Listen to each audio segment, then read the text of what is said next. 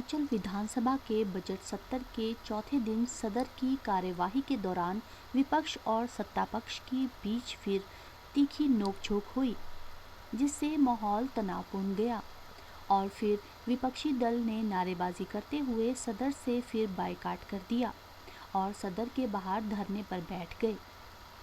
दोनों पक्षों की ओर से आरोप प्रत्यारोप का दौर जारी है। मुख्यमंत्री ने कहा कि अगर विपक्ष सदन की कार्यवाही में भाग लेते तो अच्छी बात थी, परंतु विपक्ष की मंशा सदन में आने की नहीं थी। देखिए, मैंने पहले ही कह दिया, विधानसभा के अंदर भी कहा कि ये घटना इनके लिए गले की हड्डी बन गई है। पूरे समाज में जिस प्रकार से कांग्रेस की स्थिति बनी है वो हास्यास्पद बनी है। कोई भी इस बात को सुनने के लिए, मानने के लिए तैयार नहीं जो उनने किया है। और दूसरी बात मुझे ये कहनी है कि जिस प्रकार से वो गलत बयान जो है, झूठी बातें जो बाहर कहते हैं मीडिया के सामने, मेहरबानी करके उन बातों को वो करना बंद कर दें, क्योंकि इस घटना में कौन क्या लिख रहा है, कौन क्या बोल रहा है, उसका महत्व नहीं है। लोग क्या देख रहे हैं उसका महत्व है, जो मीडिया के माध्यम से सब लोगों को जानकारी मिली है। दूसरी बात, जो आज विधानसभा के अंदर कांग्रेस पार्टी के एक माननीय सदस्य ने एक प्रश्न उठाया था व्यवस्था से संबंधित स्पीकर के समक्ष, उस संबंध में स्पीकर साहब ने अपनी व्यवस्था देनी है, वो उनका अधिकार क्षेत्र का विषय है, लेकिन हम उसको महसूस करते हैं कि जो भी निर्णय स्पीकर महोदय ने किया है, विधानसभा के सम्मानीय अध्यक्ष जी ने किया है, वो नियमों के अनुरूप है। सभी सदस्यों को विधानसभा के, ई विधानसभा हमारी है, और उसमें जब भी हाउस समन किया जाता है तब भी संदेश जाता है, मैसेज जाता है, मेल जाता है, मैसेज जाता है, तो वो मैसेज उनको गया है। इसी कैंपस के अंदर वो उपस्थित थे, इसी कैंपस के अंदर उनकी मीटिंग चल रही थी।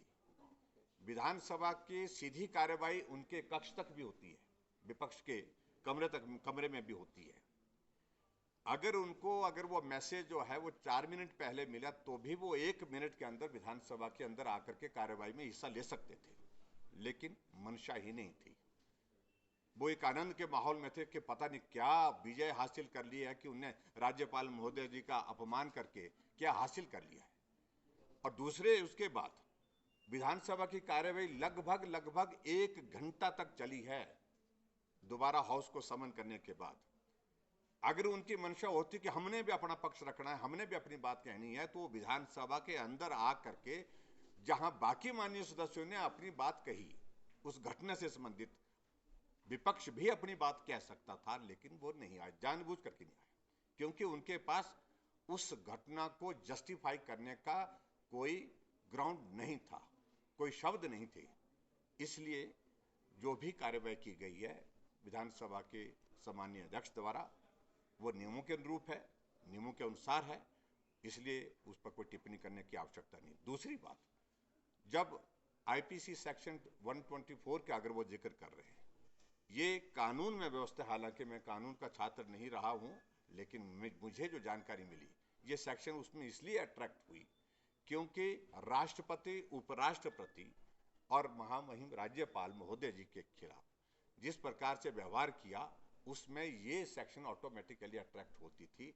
इसके आधार पर ये सेक्शन वहां पर लगी है, और उसकी वजह यही कि संवैधानिक पद पर ये, चाहे महामहिम राष्ट्रपति है, चाहे महामहिम राष्ट्रपति के बाद उपराष्ट्रपति हमारे देश के, और महामहिम राज्यपाल महोदय, जब अपने दायित्व का निर्वहन करने के लिए किसी कार्यक्रम में जाते हैं और उनके कार्यक्रम में व्यवधान डाला जाता है, उसमें व्यवधान के साथ जो है इस प्रकार का व्यवहार किया जाता है जो संवैधानिक मर्यादाओं को ठेस पहुंचाते हैं, ऐसी स्थिति में ये सेक्शन लगता है। और ऐसे में उस सेक्शन के मुताबिक जो भी कार्रवाई करने की जो है, वो सेक्शन हमने नहीं लगाया, वो पुलिस डिपार्टमेंट की ओर से जो है वो सारी चीज़ों को एग्जामिन करने के बाद वो सेक्शन लगा है, तो इसलिए वो भी कानून के मुताबिक है, नियम के मुताबिक है।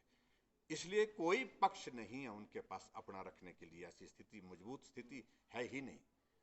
और दूसरी बात ये भी मैं कहना चाहता हूँ कि कांग्रेस को, मुझे लगता है कि वरिष्ठ नेतृत्व की मार्गदर्शन की बहुत बड़ी कमी महसूस हो रही है।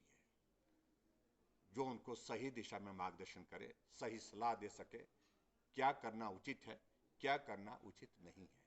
ये आज की तारीख में देश में भी कमी है और ये प्रदेश में भी इस कमी को हम महसूस कर रहे हैं। हमें तो अच्छा लगेगा, विपक्ष जब सामने होता है तो चर्चा करने का आनंद आता है। अगर जब विपक्ष आना ही नहीं चाहता है तो उसमें हम बाध्य भी नहीं कर सकते। लेकिन फिलहाल अभी तक इस सारी चीज को लेकर के ये गतिरोध कब तक रहेगा, ये उनके व्यवहार पर निर्भर करता है, हमारे पर नहीं। वो बुलाएंगे और वो बोलेंगे कि भैया आओ, आइए आप मुझसे माफी मांगिए। कम से कम थोड़ी तो शालीनता रहनी चाहिए। इतना कुछ कर दिया उनने, इतना सारा करने के बाद अब अपनी खिल्ली जो है, अपनी हंसी जो है वो जग जाहिर जो हो गई है, उसको बार बार ना करें, यही मुझे कहना है। राज्यपाल महोदय जी के पास जाने का वक्त बहुत देर कर दिया उनने, अभी जा करके उनको माफी मांगनी चाहिए थी और उसके बाद सारी चीजों को लेकर के विचार करने के रास्ता खुलता।